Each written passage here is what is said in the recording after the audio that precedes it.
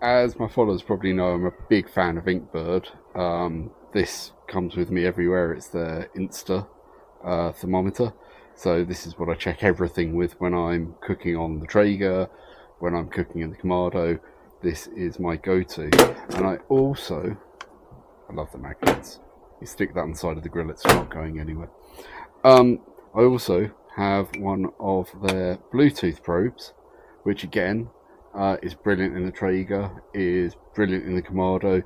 These go up to a much higher ambient temperature, so for faster, hotter cooks than a lot of the competitions do. Really accurate, really have enjoyed using that. Inkbird have talked to me again, and this time they've asked me if I would like to have a play with one of their Sous Vide machines. And it's this one. It's the latest one. It's the ISV-300W. Typical, really good Inkbird packaging. It looks more like a smartphone, I guess, than you'd expect for a kitchen tool. You get your instructions inside there. And then inside here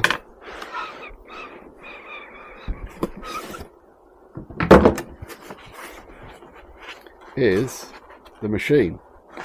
It's the sous vide machine.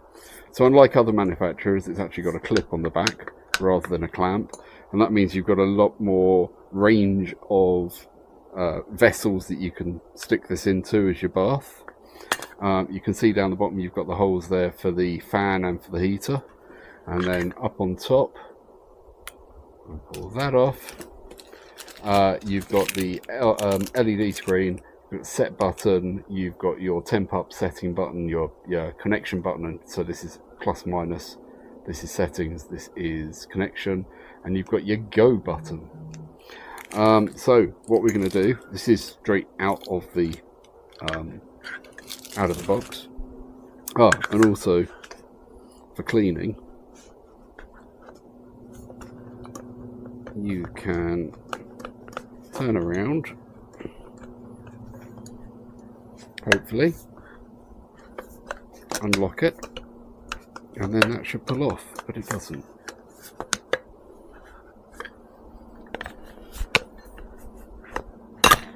Yeah, there you go. I obviously didn't want to break it, so I wasn't pulling it too hard. So you can see at the bottom, there's the fan, and there's the heater, and there's the temperature probe. Now these are supposed to be, I mean, they're easier to clean, they're easier to clamp than some of the maybe more well-known competition. But on top of that, supposedly they're a bit faster as well, which obviously means it's going to cook a bit quicker as well. Right, so now I haven't broken it. Let's get this into a bath and let's see how that goes. So here is my Blue Peter bath, and literally it's just as simple. Now I haven't connected this to my phone yet, I'll be doing that in a second, but I believe that it's probably best to actually have it ready to go when you do that. And I may not have put enough water in, so I may have to come back and put some more water into this. So there should be, so there's a min line here and a max line here, and you need to get the water somewhere in this range. So I am not up to that min line yet, so before I do anything else, let me go and grab some more water and I'll be back in a second. So 4 big jugs of water later, I've actually got enough water in there, and you can't quite see it, but let me just pull it up out of the water a little bit. There's a minimum mark here, and you can drop it into the water. And what I've also done is powered it on. So let me show you what the top of the screen looks like. So there's 4 buttons there. You've got a set, you've got an up, down, a settings, I guess, and a Wi-Fi. So the middle 2, if you press them, they go up and down. If you hold them, they go beyond that and go into the other settings. And then on the right hand side there is a go button, and then up on the screen you can see what the temperature is now, what the set temperature is, so what are we going to get up to, the fact it's stopped, how long is left on the timer and what timer has been set. What I will say is that, as you can see at the top, it's flashing Wi-Fi. There's a really good app for this. My Wi-Fi signal out in the shack is not really very good. Some devices love it, some devices don't. This device doesn't like the signal out here. We will be getting a better Wi-Fi signal out here at some point, so I will be using it out here with that. But I have taken it in the house to just make sure that I could connect it, and it connected really quickly and simply once that signal's there. What I really loved as well, because I was a bit worried, there's a minimum level. What happens if the water drops below that mid-cook? It alerts you in the app. So the minute it connected, the app started screaming at me because there wasn't enough water. But there wasn't any water at that point, so I've taken it out. So what I'm going to do is I have got a cook ready. And we've got some lamb steaks in the fridge. So all pre-sealed with a vacuum sealer. Just going to, put the temperature on first. So I want the temperature to be 51.5 because I'm going to take these to rare. I'm going to sous vide them, and then while that's going on, I'm going to be firing up my Kamado, and we'll get a really nice little sear on there, and obviously I'll be taking temperature readings then. This is more of an experiment for me. If this works the way everything that I've read suggests, by the time this is done, by the time the temperature is back up to 51.5, I can give it 45 minutes, maybe an hour, and the temperature of everything in the bag all the way through. Now these are actually quite thin cuts, they're only about 5mm thick. Looking at the tables, and there's some really good sous vide tables online, when you double the thickness, you double and a bit the cooking time. So thin pieces of meat like this, ideal. So let me just get this up to, and this, every time I press it, is going up in an increment of 0.5 degree, and then that is going to be set, and then it's asking me what time I want. So I want, now I'm not sure if this is minutes and seconds, but I'm assuming it is. So I'm going to do 45 minutes. And then I'm going to press the go button. And what should happen is the fan should start flying around, and it should start heating up straight away. And there you go. Green light's on. It's now saying it's running. I can actually hear it, but only just. It's really quiet. I mean, I would say it's quieter than a PC fan or a laptop fan. A lot quieter than a noisy laptop fan. And I can already see that the water here is spinning around and bubbling. So that's going to look a bit like this.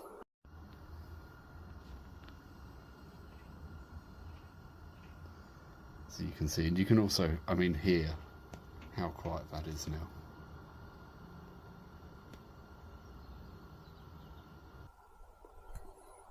Okay, so that's already up to 12.5 degrees. I'm guessing it's quite a big body of water in this vessel, so I'm guessing that's going to take a little while to get all the way up. It's early March, so it's not hot here. It's probably about 13 degrees centigrade here. And I'm just going to get my packages of lamb out of the fridge.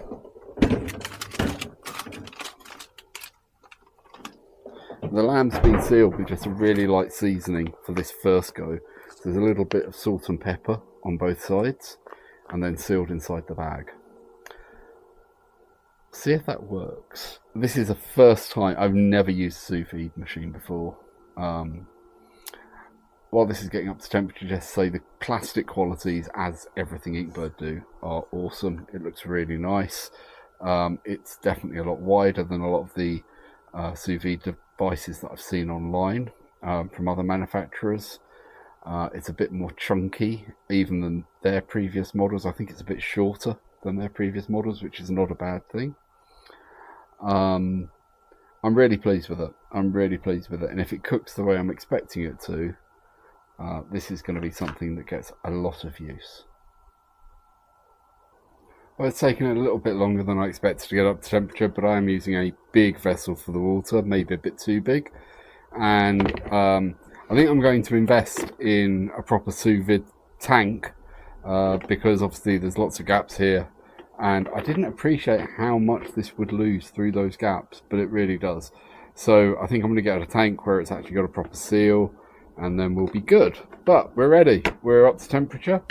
We have got the clock running, and now all I'm going to do is slowly drop the bags in.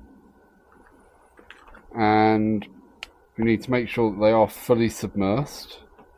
There can be a little bit of air left in the bag even after the vacuum pack, or at least enough air in the meat and around the bag for them not to want to sink to the bottom. So put them in slowly.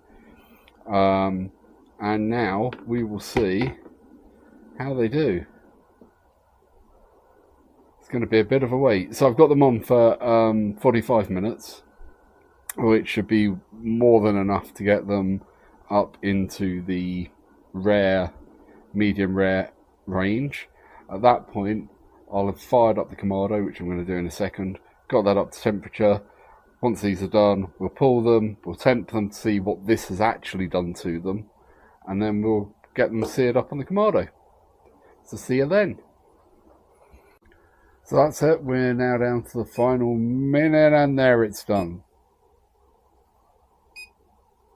So it's done. This has actually just warned me. My phone is actually going off as well, so it's warning me on there. And now I guess it's just really a case of turning that off and seeing what we've got. So there are the 4 steaks in here. I'll take this one out. Now what I'm looking for is I've cooked them to rare, because I'm going to then put them onto the Kamado, which is behind me and heated up. I'm ready to go. Obviously I haven't been able to probe this yet, so I'm just going to give it a probe now. And I am looking for 51 degrees internal, and it's a little bit low, but it's there. Oh no, it is there, 51. I didn't give the instant read quite long enough to instant read. So yep, we've got 51, so it's exactly what it says on here. It's brought them all up to that temperature, so now we can get on with throwing them on, frying them up. So there's definitely a learning curve to this. I think it took a longer to bring that pan up to temperature than I was expecting, and obviously we are looking at rare.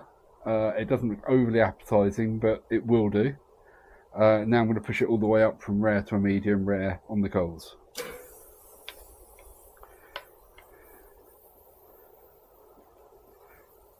And this of course means that I'll be cooking it on the coals for a much shorter but over quite high flame, just to get it seared off.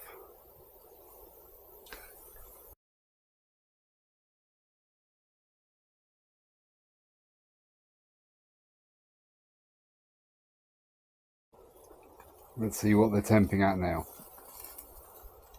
Yeah, that's where I want them. That will do nicely.